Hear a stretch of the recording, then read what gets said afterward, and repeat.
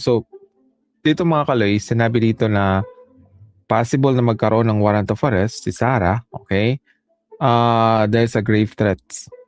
Okay, yung yung ginawa niya, yung nag-live, 'di ba?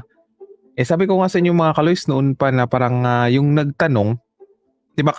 Ang analysis kasi natin kay Sarah, okay, yung personality niya, yung kakayahan niya, 'di ba na kung walang script, okay, mahirapan talaga siyang sagutin. So, ibig sabihin nun talagang questionable na yung pagiging lawyer niya. Okay, paano ba siya nakapasa sa bar exam? Iba ba ang nag-take? Or may connection ba? Kasi bakit ganyan siya? 'Di ba? Tapos kung hindi niya masagot yung tanong, kasi wala nakasulat dun sa listahan ng tanong, sabi niya, hindi ako magko-comment. 'Di ba? So nung time na yun na nag-video conference itong mga DDS vloggers, ay may isang pabida-bida ng vlogger na nagtanong at yun na nga si Sarah dahil nga emotional siya, 'di ba? Kung ano-anong pinagsasabi. Right? So ayun, nadali siya. Kaya nga yung mga nakapaligid kay Sarah ay pinabawalan siya magsabi or magsalita kung walang script. Okay, kung walang advanced question. Kasi alam nila ang weakness ni Sarah. And that's also the reason kung bakit hindi sumali si BBM sa debate noong 2016. Kasi kung sasali si BBM, yung vice president din dapat sasali. So mabubuking yung unit team, hindi mananalo ang unit team, baka masira pa nga. 'Di ba? Kaya yun siguro ang reason kung bakit nung yung mga vloggers 'di ba may group chat kami, nagtanong ako bakit hindi sumasali si BBM sa debate, 2016 sumasali naman siya, bakit ngayon? Tapos may nag-comment doon na to save Sarah. Sabi ko, to save Sarah? Ano bang mangyayari kay Sarah? Meron bang nagtangka or whatever? Yun pala, to save Sarah sa kahihiyan. Kasi hindi siya magaling talaga magsalita. So paano na lang sa debate? Ano? I don't wanna answer that question. Ganon. Diba? Oh, she may not like my debate. Tapos gusto niyong gawing presidente. Nahiya naman kayo. 'Di ba? Kasi ang aside from mga kaloys, yung mga qualities, 'di ba, ng pagiging leader, isa rin din mga kaloys is mag-represent din siya. Okay, bilang Pilipino sa ibang bansa. So paano na lang kung may tanong yung isang leader sa kanya? 'Di ba? Sabi niya, hindi ako magkokomento diyan. Right? So dapat wala na bang ibang option ang mga DDS? Si Sarah na ba talaga? 'Di ba? So, yun na nga mga kaloys, comment kayo dyan kung ano sa tingin nyo dito. Matutuloy ba itong makulong? Diba itong si Sarah? Right? Pinipressure na ba? Sabi ko nga sa inyo mga kaloys, before matapos ang 2028, nung inanalyze natin, okay, yung si Liza Marcos, unang-una, mahal na mahal yan si BBM. Ayaw niyang masaktan. Nung natalo nga si BBM, di ba, nasaktan din siya. Diba, in-explain na niya dun sa mga interviews. Bihira lang magpa-interview si Liza Marcos, and yun din siguro ang reason kung bakit hindi mabasa ng kalaban sa politika yung kampo ni BBM, 'di ba? Yung si Liza kasi hindi siya nagpa-interview, tahimik lang.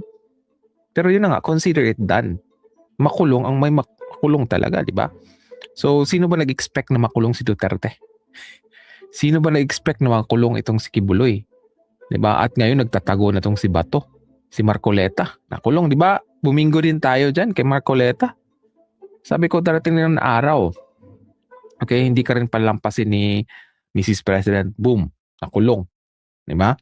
So, nagsabi naman na bakit si lang, ganun talaga sa politika, weather eh. Kung nasa power naman si Sara, malamang si BBM din makukulong. Look at Laila de Lima, 'di ba? Ano ba nang Laila de Lima? Weather din yun eh. Di ba ganun talaga ang laro sa politika? Kaya nag-analyze po tayo dito. So, may impeachment. So, sabi ko sa aking analysis, the probability is very high na ma-impeach talaga siya sa Senado. Kasi kumukonti na lang yung Sara Senator, di ba? May nakakukulong na, tapos ngayon nga si Robin Padilla ay yun na nga, nakitaan na rin ng butas. So wala na, matitira lang si Amy. Pasalamat si Amy at kapatid niya si BBM. Pero kung presidente si Liza, tapos hindi sila mag-asawa ni BBM, Diyos ko po, baka nauna pa yan si Amy. Diba? So, yun ang makalis, sa impeachment, 'di ba, sa aking analysis, ma-impeach talaga yan siya. Okay? Kasi bumingo tayo dun sa Congress, eh. Right? Mai-impeach pa rin yan si Sara. So, na-impeach nga siya. So, makukulong ba itong si Sara? Okay.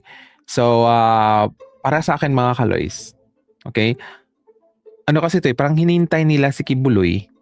Di ba si Kibuloy is, ano na talaga, ni-review na ng DOJ kung papayagan nilang paliparin na si Kibuloy. So, game over na talaga si Kibuloy. Pero ang nakikita natin, baka pinipressure itong si Kibuloy para ilahad-lahat ang baho ng Duterte. Kasi sa ating analysis, na sinang-ayunan, hindi naman sinang-ayunan, kumbaga, nauna yung analysis natin bago nagsalita si Trillanes. Di ba yung analysis natin, si Kibuloy yung tagahawak ng yaman ng mga Duterte. Kasi nga 8,000 lang ang members, paano naka-afford ng mga bilyones na mga properties or mga, right? So the property is very high na, ano talaga, kung hawak ng mga ill-gotten wealth ng Duterte. So baka pinipressure ngayon si Kibuloy, sige magsalita ka na o isusurrender ka namin sa US. Di ba? Pwedeng ganun. So abangan natin yan mga kaloys. Yun po ang ating analysis. So ito namang si Sara, ano kasi yan eh, parang hinahati yung attention, okay, ni Sara or kampo ng Duterte. Okay, may impeachment siya, hindi siya sumisipot. Pero ito kasing sa grave threat mga kaloy, pag magkaroon ng warrant of arrest ito, hindi niya pwedeng hindi siputin. Or baka mag-ala bato na rin to, pero mahihirapan siya. Okay? Bakit mahihirapan siya? Unang-una, di ba? Yun na nga, babae siya. Kasi wala pa tayong nakitang politician na nagtatago. Si Lacson yung unang nagtago na nakaiwas na makulong. Di ba? Sino pa? Ito si Bato, di ba? Kasi gagayahin daw niya si Lacson. Pero, I don't know, si Sara kung gagayahin niya si Laila de Lima na haharapin talaga yung kaso. Di ba?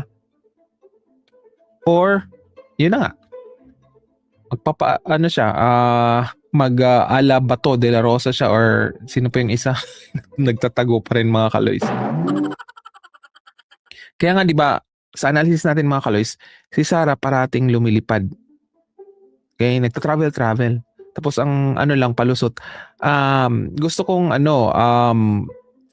kumustahin ang mga OFWs. Come on. 'Di ba?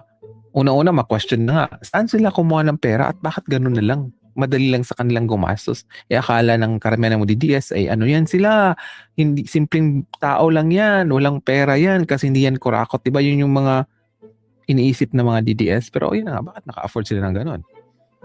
Ako na mismo pumunta sa Netherlands para makita ko kung kumusta yung cost of living. Nakita ko talaga mga kalis, mahal talaga sa Netherlands. Kung ikumpara sa Canada ha. Okay, kung ikumpara sa Japan, right? Yung mga ibang countries na puntahan ko, mahal talaga siya. Okay? So, paano nila na-afford ng ganun kung hindi sila mayaman? Pero alam na this, di ba?